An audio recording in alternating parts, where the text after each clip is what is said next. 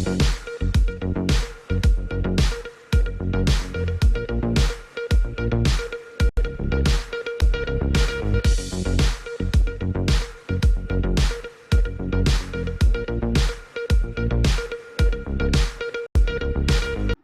आप देख रहे हैं एमडी न्यूज के मेरदर्शन बुलेटिन में आप सभी का स्वागत है। आज के बुलेटिन के साथ मैं हूं निशा। खबरों को स्टार्ट करने से पहले मैं आपको बताती चलूं, जुम्मे की नमाज को लेकर जो एक खतरा मंडरा रहा था, सभी के मनों में डर था कि जुम्मे की नमाज के बाद कोई भी अप्रिय घटना ना हो। तो आज बहुत ही शांतिपूर्ण तरीके से जुम्मे की नमाज को अदा किया गया। जी हां, 10 जून में आप सभी जानते हैं जुम्मे की नमाज के बाद हंगामा हुआ था, पथराव हुए थे, आगजनी हुई थी, पूरे देश भर में एक तरीके से उत्पात मचा दिया गया था। लेकिन हमारे मेरठ शहर में शांति व्यवस्था बनी हुई थी और आज भी जुम्मे की नमाज को बहुत ही अच्छे तरीके से अदा किया गया। मैं आगे आपको पूरा खबरों में दिखाऊंगी कि किस तरीके से पुलिस प्रशासन भी पूरी तरीके से अलर्ट था और गश्त पर था। वहीं धर्म गुरुओं द्वारा भी सभी से अपील की गई थी कि भाईचारा कायम रखें, शांति व्यवस्था बनाकर रखें, जुम्मे की नमाज को बदनाम ना करें। तो हमारे मेरठ वासियों ने समझदारी का प्रतीक दिया कि सभी बहुत समझदार हैं, भाईचारे के साथ मेरठ शहर में रहते हैं। वहीं आपको बताती चलूं, कल मैंने आपको दिखाया था कि अग्निवीर को लेकर के जो केंद्र सरकार द्वारा कुछ नियम बनाए गए हैं, उसके विरोध में सेना की भर्ती की तैयारी कर रहे छात्रों द्वारा प्रदर्शन किया गया था और आज भी वो प्रदर्शन जारी रहा। सभी का यही कहना है कि 4 साल जॉब करने के बाद क्या वो बेरोजगार हो जाएंगे। उन्होंने उसका विरोध करते हुए धरना प्रदर्शन जारी रखा। वहीं मैंने आपको बताया था कि किस तरीके से पूरे महीने जब हम जॉब करते हैं तो जॉब के बाद हमारी इच्छा होती है कि पूरी सैलरी मिले, लेकिन कुछ अधिकारी सैलरी काट कर लाखों रुपया लूट रहे हैं। जी हां, आज उन्हीं कर्मचारियों ने धरना प्रदर्शन करते हुए जल्द से जल्द इंसाफ की मांग की। तो बने रहे मेरठ दर्शन के साथ, देखते रहे मेरठ दर्शन। सबसे पहले नजर डालते हैं आज की हेडलाइंस पर, जिसके प्रायोजक हैं जूम डिजिटल मूवी वर्ल्ड। आज के समाचारों के प्रायोजक हैं खेमचंद पहलवान, पूर्व सदस्य उत्तर प्रदेश कांग्रेस कमेटी। मेरठ में शांतिपूर्ण ढंग से संपन्न हुई जुम्मे की नमाज। पुलिस ने ड्रोन व सीसीटीवी कैमरे की मदद से सभी मस्जिदों व संवेदनशील क्षेत्रों पर रखी पैनी नजर। पुलिस प्रशासन के सभी वरिष्ठ पुलिस अधिकारी सड़कों पर गश्त करते आए नजर। सभी धर्मगुरुओं से शांति बनाए रखने की अपील। मुस्लिम समुदाय के धर्मगुरुओं ने सभी से की अपील, जुम्मे की नमाज को ना करें बदनाम, बनाकर रखें भाईचारा व शांति व्यवस्था, ना करें कोई भी अप्रिय घटना। राष्ट्रीय अध्यक्ष सोनिया गांधी व राहुल गांधी को नेशनल हेराल्ड मामले में तलब किए जाने के विरोध में देश भर के कांग्रेसियों का फूटा गुस्सा। आज कांग्रेस के समस्त पदाधिकारी व कार्यकर्ता पहुंचे जिलाधिकारी कार्यालय, जमकर किया प्रदर्शन। कहा, भाजपा सरकार के इशारे पर कांग्रेस के वरिष्ठ पदाधिकारियों व कार्यकर्ताओं के साथ की जा रही बदसलूकी। लोकसभा अध्यक्ष ओम बिरला के नाम पर वर्क सॉल्यूशन फर्म के संचालक मयंक चौधरी द्वारा छावनी परिषद मेरठ के आउटसोर्सिंग कर्मचारियों के वेतन की अवैधानिक कटौती से की जा रही लाखों रुपए की लूट। अवैध कटौती का विरोध करने पर यूनियन के पदाधिकारियों व कर्मचारियों पर कराए जा रहे झूठे मुकदमे दर्ज। इससे आक्रोशित संगठनों ने संयुक्त रूप से छावनी परिषद कार्यालय के बाहर किया धरना प्रदर्शन। कहा, जल्द से जल्द समस्याओं का कराया जाए समाधान। केंद्र सरकार की अग्निवीर योजना के विरोध में सेना की तैयारी कर रहे युवाओं ने आज भी कमिश्नरी कार्यालय पर जमकर किया धरना प्रदर्शन। कहा, सरकार जब तक फैसलों को नहीं लेगी वापस, प्रदर्शन रहेगा जारी। स्वर्गीय भावेश सोलंकी की याद में एमरा परिवार द्वारा मूलचंद अस्पताल के पीछे IMA ब्लड बैंक में लगाया गया रक्तदान शिविर, जिसमें रक्तदाताओं ने बढ़ चढ़कर किया रक्तदान। अब खबरें विस्तार से। जैसे कि आज जुम्मे की नमाज को बहुत ही शांतिपूर्ण तरीके से अदा किया गया। मैंने आपको बताया 10 जून में जो जुम्मे की नमाज अदा की गई थी, उसके बाद पूरे देश भर में हड़कंप मच गया था, हंगामा हुआ था, आगजनी हुई थी, पथराव हुआ था और कहा गया था कि इसी तरीके से हमला जारी रहेगा। लेकिन आज जुम्मे की नमाज को लेकर जिस तरीके से पुलिस प्रशासन पूरी तरीके से अलर्ट था, तो मैं आपको बताती चलूं, हर मस्जिद पर जो है पुलिस प्रशासन और पुलिस टीम मौजूद थी। ड्रोन कैमरे, सीसीटीवी कैमरे से हर क्षेत्र में, हर मस्जिद पर नजर रखी गई ताकि कोई भी अप्रिय घटना ना हो। वहीं धर्मगुरुओं ने भी सभी से अपील की कि किसी भी अप्रिय घटना को अंजाम ना दें।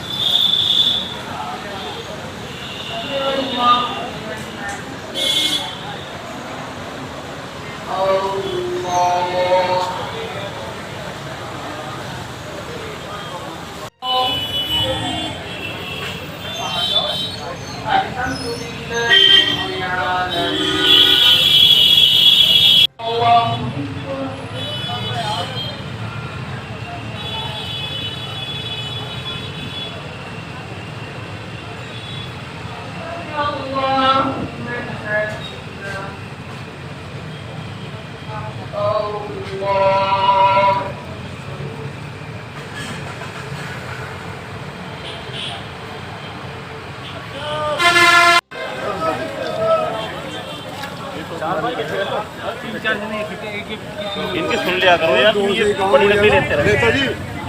जहां पूर्ण रूप से शांति व्यवस्था के साथ जुमे की नमाज अदा की गई, तो वहीं मैं आपको बताती चलूं, जुमे की नमाज जब अदा की गई उसके बाद शहर काजी जैनुल साजिद्दीन ने सभी से कहा कि जुमे की नमाज को बदनाम ना करें। जी हां, जुमे की नमाज बहुत बड़ी नमाज होती है और सभी अल्लाह की इबादत के लिए यहाँ पर पहुंचते हैं। उस नमाज को बदनाम ना करें, भाईचारा कायम रखें, कोई भी ऐसी घटना को अंजाम ना दें जिससे जुमे की नमाज पर उंगलियां उठें और पुलिस प्रशासन को कड़ी कार्रवाई करनी पड़ी।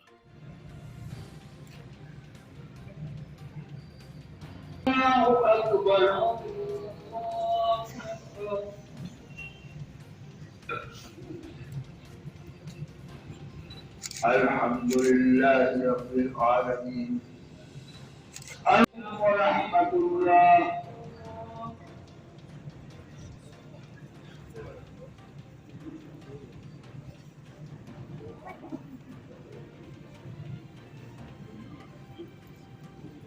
हज़रात समी अल्लाहु लिमन हमिदा,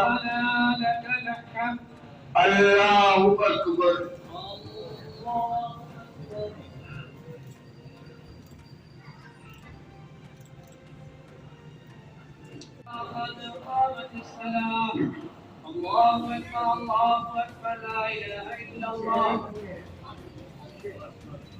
अल्लाहु अकबर। अल्हम्दुलिल्लाहि रब्बिल आलमीन अर्रहमानिर रहीम मालिक यौमिद्दीन।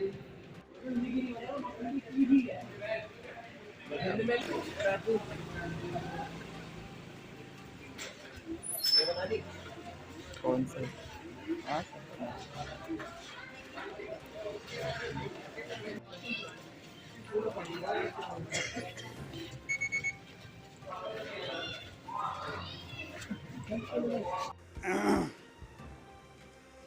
देखिए, हम हज़रत मोहम्मद मुस्तफ़ा सल्लल्लाहु अलैहि वसल्लम के मानने वाले हैं, उनकी उम्मत में से हैं। हमारा फ़र्ज़ है कि हम अमन और सलामती कायम करें, भाईचारा कायम करें।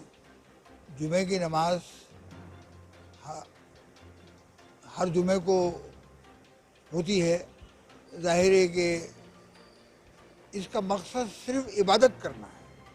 यहाँ आने के बाद हम अल्लाह के सामने अल्लाह की तारीफ़ करते हैं और अल्लाह के सामने सिजदा करते हैं और अल्लाह की बड़ाई बयान करते हैं।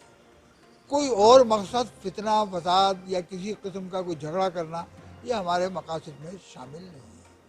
ये बात ज़रूर है कि अक्सर व बेशतर जुमे के बाद अगर मुसलमानों को कोई शिकायत होती है और कोई तकलीफ़ पहुंचती है तो वो एहतजाज करते हैं। लेकिन मेरी राय ये है कि अगर जुमे के अलावा वो किसी और दिन भी करें तो ज़्यादा मुनासिब है, इसलिए कि जुमे को हम सिर्फ इबादत के लिए ही मखसूस करना चाहते हैं। ये इबादत के लिए ही मखसूस रहना चाहिए। हमने जुमे के रोज़ हम हज़रत मोहम्मद मुस्तफ़ा सल्लल्लाहु अलैहि वसल्लम की सीरत को बयान करते हैं कि उनकी ज़िंदगी में उन्होंने किस तरीक़े से इंसानियत को, हमदर्दी को, मोहब्बत को और बाहमी यकजहती को फ़रोग़ दिया है।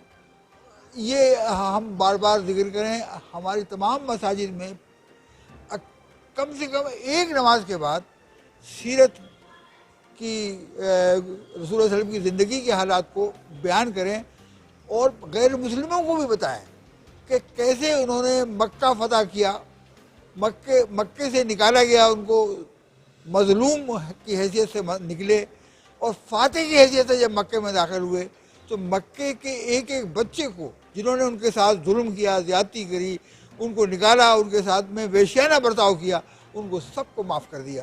तो ये हम उस मोहम्मद के मानने वाले हैं। तो हमारी नमाज़ें जो होती हैं वो भी अमन का पैगाम देती हैं, वो भी मोहब्बत का पैगाम देती हैं कि हम सब लोग मिल के एक जगह खड़े हों। ये जो हर जुमे को एक वावेला मचता है, एक डर और खौफ की कैफियत पैदा की जाती है, मैं समझता हूँ कि ये बिल्कुल गलत फहमी है और गलत है। ये हमारे पिछले जुमे को भी आपने देखा कि मेरठ में कोई वाक़या ऐसा नहीं हुआ कि जिसमें। अब मैं आपको बताती चलूं, राष्ट्रीय अध्यक्ष सोनिया गांधी व राहुल गांधी को हेरल्ड मामले में तलब किए जाने को लेकर सभी कांग्रेसियों में काफी रोष है। जी हां, पूरे देश भर के कांग्रेसियों का गुस्सा फूटा हुआ है और आज मेरठ में भी आपको बताती चलूं, सभी कांग्रेस के पदाधिकारी व कार्यकर्ता जिलाधिकारी कार्यालय पहुंचे।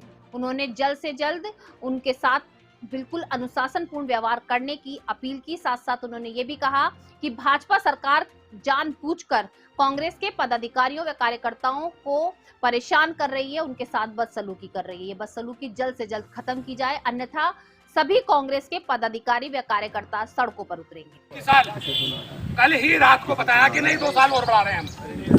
कुछ सोच समझ कर करते हो, बिना सोचे कोई भी अपनी गंदी मानसिकता जो तुम्हारी आरएसएस की मानसिकता है उसे लागू करने का प्रयास करते हो और फिर बाद में उनका परिवर्तन करते घूमते हो। युवा सड़कों पर है पूरे हिंदुस्तान का, इनको इनकी औकात बता देगा। इनकी जो बदनीयत है समाज को आपस में लड़वाने की, उसका मुकाबला करने के लिए सारा समाज, जिस पर आदमी यकीन करने के बाद जिसको सत्ता में बैठाया हो लोगों ने, जब वो अपनी प्रजा को खाने लगे और अपनी प्रजा को बर्बाद करने लगे तो उससे ज्यादा दुखद स्थिति और कुछ नहीं हो सकती। आज मेरा देश वो हालत से गुजर रहा है कि जहां कोने कोने से आवाजें उठ रही हैं और जिसके बारे में उन्होंने ईडी के गलत आरोपों से राहुल जी के बारे में जो कुछ भी नेशनल हेरल्ड के मसले में 30 घंटे से ज्यादा की पूछताछ की है, मैं उनसे पूछना चाहता हूं कि मुझे ये बताओ कि तुम में से बहुत सारे लोगों की तो जब नाक ईडी के दम पे ये सरकार ईडी के दम पे ये सरकार नहीं चलेगी, सीबीआई के दम पे ये सरकार नहीं चलेगी, पुलिस के दम पे ये सरकार नहीं चलेगी। राहुल जी संघर्ष करो, हम तुम्हारे साथ हैं। राहुल जी संघर्ष करो, हम तुम्हारे साथ हैं। जो जुल्म की टक्कर तुम क्या कहना चाहते हो?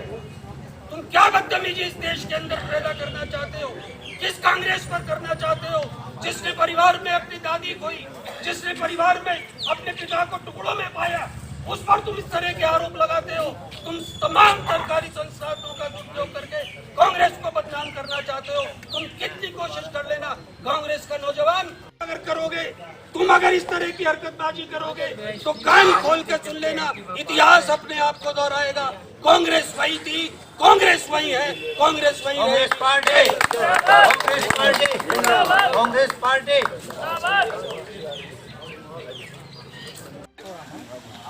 लेकिन हमारे साथी भी जिन्होंने 76 देखा था, जब इन्होंने कांग्रेस को समाप्त करने का पहले भी एक बार प्रयास किया था।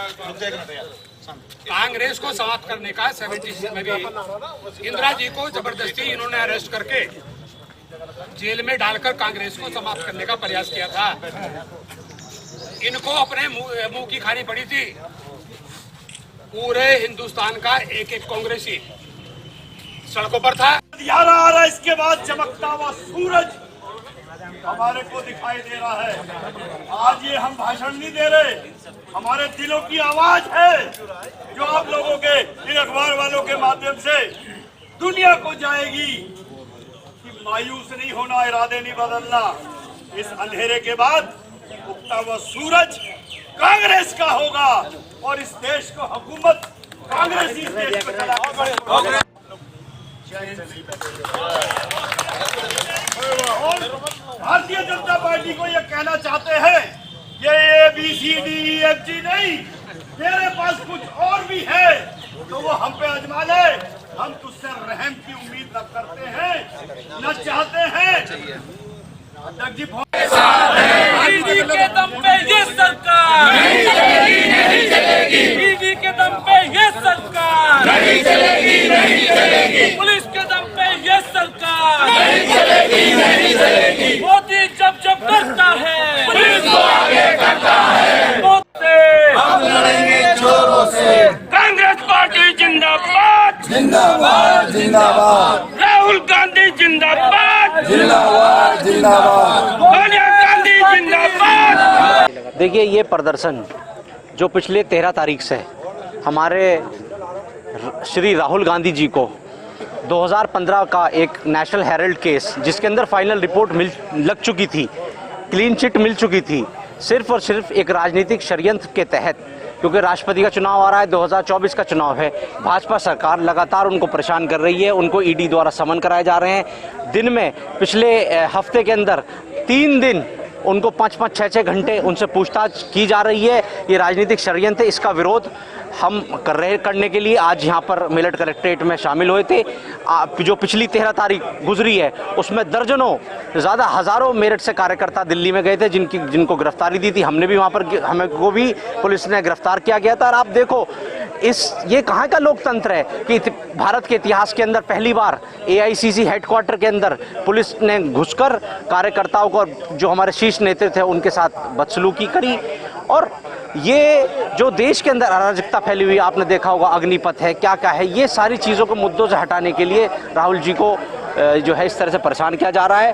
और अगर लगातार इस तरह से हमारे शीर्ष नेतृत्व को प्रताड़ित किया गया, परेशान किया, तो कांग्रेस घर बैठने वाली नहीं है, चुप बैठने वाली। सड़क से लेकर सदन तक हम आंदोलन करेंगे। केंद्र सरकार द्वारा अग्निवीर योजना को लेकर के जो कानून बनाए गए हैं, जो नियम बनाए गए हैं, पूरे देश भर में उसका विरोध किया जा रहा है। जी हाँ, आप भी देख रहे होंगे, लगातार आगजनी की घटनाएं सामने आ रही हैं। आज भी कई घटनाएं ऐसी सामने आई जिसमें रेल और कई बसों को आग लगा दी गई। सरकारी संपत्ति को आग नहीं लगानी चाहिए। मैं भी मेरठ दर्शन परिवार की ओर से यही कहना चाहूंगी कि अपनी आवाज उठाएं, अपनी आवाज को आगे पहुंचाएं, लेकिन कोई भी ऐसी घटना ना करें जिससे दूसरों को नुकसान हो। लेकिन आज सभी जो सेना भर्ती की तैयारी कर रहे हैं छात्र, उनका नियमों का विरोध करते हुए उनका गुस्सा फूटा था। सर, जगह जगह पर प्रदर्शन जारी है, पूरे देश भर में आंदोलन किया जा रहा है। वहीं आपको बताती चलूं, मेरठ में धरना प्रदर्शन तो किया गया, लेकिन शांतिपूर्ण तरीके से। लेकिन सभी छात्राओं का यही कहना है, सभी छात्रों का यही कहना है कि अगर ये नियम वापस नहीं लिया गया तो उग्र आंदोलन करेंगे।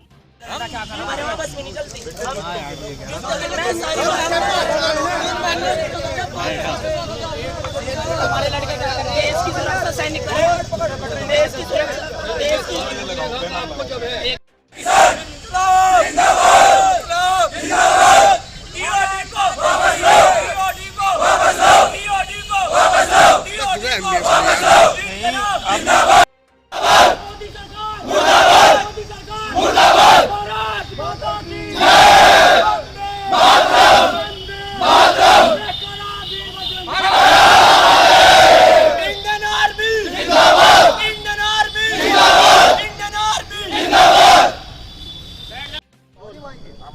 संदीप कुमार। आप किस लिए बैठे कमिश्नर, क्या मांग है? हमारी मांग है, ये जो भारत सरकार सत्ता के नशे में TOD को लाई है, ये क्या, इसे वापस लिया जाए। जैसे पहले भर्ती होती थी ऐसे कराया जाए, 2 साल की छूट दी जाए। आज तो भारत सरकार ने सत्ता के नशे में आकर आर्मी नेवी की गैल कहा है, कल को यूपी पुलिस शिक्षा को गैल करने लगे 4 साल के लिए। क्या देश का युवा 4 साल के लिए ही बचा है? बस 4 साल ही नौकरी करेगा। TOD से सब नुकसान है। 4 साल बाद क्या करेंगे? हमारा क्या भविष्य? भारत सरकार लिख के देती है कि हम दूसरे डिपार्टमेंट में भेजेंगे, दूसरे डिपार्टमेंट में नौकरी देगी हमें। 4 साल है, क्या 4 साल के बाद उम्र लग जाए? एक बात बताइए, ये सब उत्तर है कि सरकार, एक बात बताइए, 2 साल से 3 साल से नौकरी नहीं आई, 22, 23 साल हो गई। 4 साल बाद हमारी ओवर एज आई, किस डिपार्टमेंट में जाएंगे हम? 4 साल बाद ओवर एज कैसे हो जाएगी भैया? 21 साल की उम्र में 21 साल हो गए, 4 साल हो गए, 25 साल, 26 ऐसे आती एकदम भर्ती हो जाएंगे। आते ये 25 के बाद हम आती एकदम भर्ती हो जाएंगे। क्या गारंटी है भारत सरकार की 25 के बाद एकदम भर्ती हो जाएगी? जी हम जो TOD जो लागू हुआ है युवाओं के लिए बहुत गलत है। इसे जैसे सरकार पहले चलती आ रही भर्ती, इस तरीके से करे, वापस ले TOD को। जी 3 साल से मेहनत कर रहे हैं बराबर। दोनों टाइम किसान है। मेहनत तो जो करता है उसे ही पता होता है, आर्मी के लिए कितनी मेहनत करनी पड़ती है इंसान को, वो तो उसे ही पता होता है, दूसरा किसी को कुछ नहीं पता होता। सरकार को पता होता था टीओडी का फैसला लाओ ही नहीं थी, और हम तो ये चाहते हैं टीओडी लाओ, लेकिन ये जो नेता है इनके भी इसी तरीके से करो, 4 साल खत्तर पेंशन सब खत्म करो नेताओं की भी। आज तो सरकार हमारी खत्तर करे, कल को यूपी पुलिस दिल्ली पुलिस सभी खत्तर करेगी, तो कहाँ जाएगा फिर 4 साल खत्तर? क्या युवा देश का युवा 4 साल खत्तर है बस? 4 साल के बाद कहाँ जाएगा युवा? इतना ये भारत सरकार वापसी नहीं लेगी, इतना आंदोलन पर चलेगा इसी तरीके से। अपनी रेस की प्रैक्टिस कर रहा मेरा कुणाल। प्रदर्शन किस लिए कर रहे हो और क्या मांग है? टीओडी वापस हो, हमारी मांग ये है। किस तरह से आपको जो इतने टाइम से आप तैयारी कर रहे थे, क्या क्या कठिनाइयों का सामना? कठिनाई तो हमारे सामने कठिनाई है। अब आप देख लो, मेन चीज तो जूते 1 लाख रुपए के कम से कम जूते उतर गए, कम से कम हमारे। और डाइट है, डाइट का आप पूछो मत कितना डाइट है। और फिर चलो हम जो मिडिल क्लास लोग हैं उनका चल जाएगा काम, जो गरीब लोग हैं, बालक जो मजदूरी करके 300 रुपए कमा के अपनी आर्मी की तैयारी कर रहा है, उसका क्या होगा आगे का? चलो 21,000 रुपए मिलेंगे, 30,000 रुपए सैलरी, 30% कट के 21,000 रुपए बचेंगे। 21,000 रुपए में क्या कर लेगा? आज क्या कर लेगा? 2 बालक हो गए, क्या करेगा? बच्चे पढ़ा लेगा कोई कहीं ढंग की जगह? ऐसी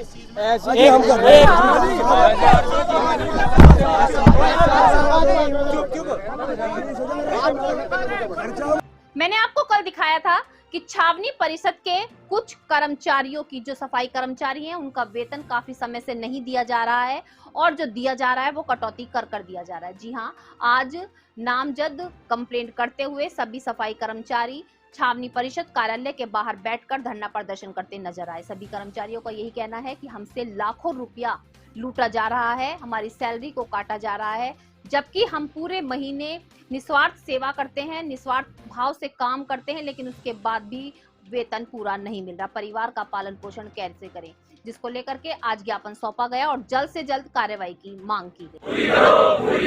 अवैध कटौती नहीं होने देंगे, अवैध कटौती नहीं होने देंगे, भ्रष्टाचार बंद करो, बंद करो, बंद करो, भ्रष्टाचार बंद करो, बंद करो, बंद करो, अवैध कटौती नहीं होने देंगे, नहीं होने देंगे। जिंदाबाद, चाहे जो मजबूरी हो, मांग हमारी पूरी हो, अपना वेतन देके रहेंगे, जिंदाबाद, जिंदाबाद, जिंदाबाद, चाहे जो मजबूरी हो, मांग हमारी पूरी हो, जिंदाबाद, इनकलाब जिंदाबाद, जिंदाबाद, जिंदाबाद, कर्मचारी एकता जिंदाबाद, जिंदाबाद, जिंदाबाद, बोल हल्ला बोल, बोल मजूरा हल्ला बोल, हल्ला बोल, हल्ला बोल, इनकलाब जिंदाबाद, जिंदाबाद, जिंदाबाद, जिंदाबाद, जिंदाबाद, इनकलाब जिंदाबाद, जिंदाबाद, जिंदाबाद, इनकलाब जिंदाबाद, जिंदाबाद, मांग हमारी पूरी हो, चाहे जो मजबूरी हो, मांग हमारी पूरी हो, इनकलाब जिंदाबाद, जिंदाबाद, जिंदाबाद, कर्मचारी एकता जिंदाबाद, जिंदाबाद, जिंदाबाद, इनकलाब जिंदाबाद, जिंदाबाद, जिंदाबाद,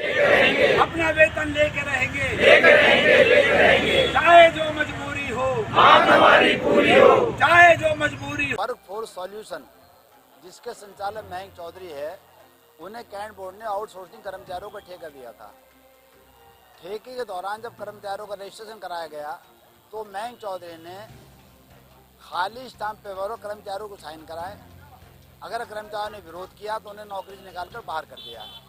उस स्टाम्प पेपर बाद में उन्होंने लिख लिया कि कर्मचारी प्रतिमाह 1500 महीना उनकी समस्या को डोनेशन के रूप में देगा। 700 कर्मचारी 1500 महीना अपने मालिक को क्यों देंगे, ये बहुत बड़ा सवाल था।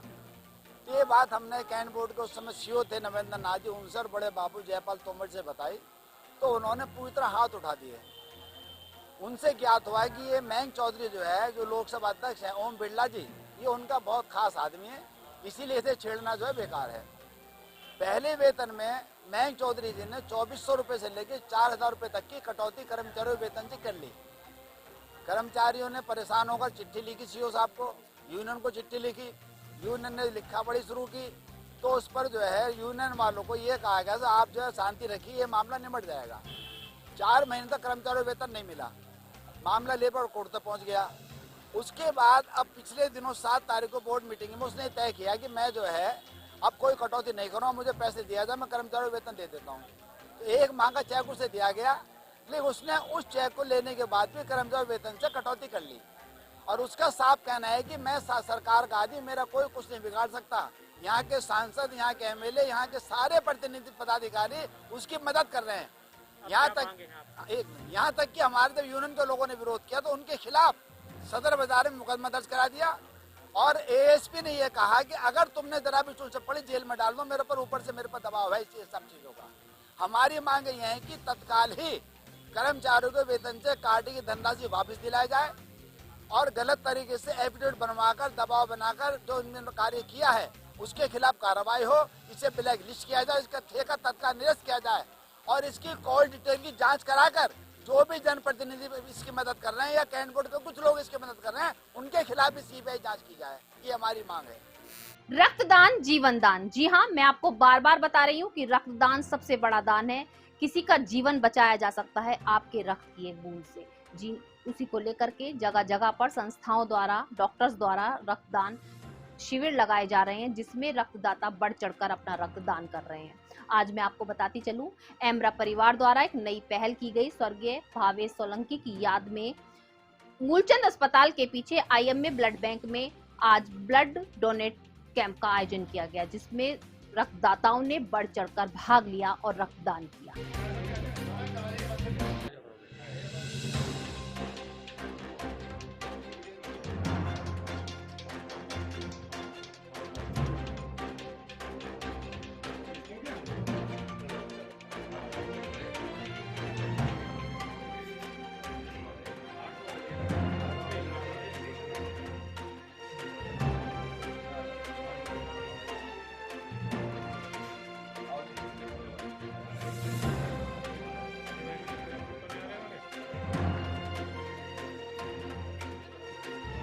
आज के मेयर दर्शन बुलेटिन में बस इतना ही। तेज और ताजा खबरें जानने के लिए देखते रहिए मेयर दर्शन।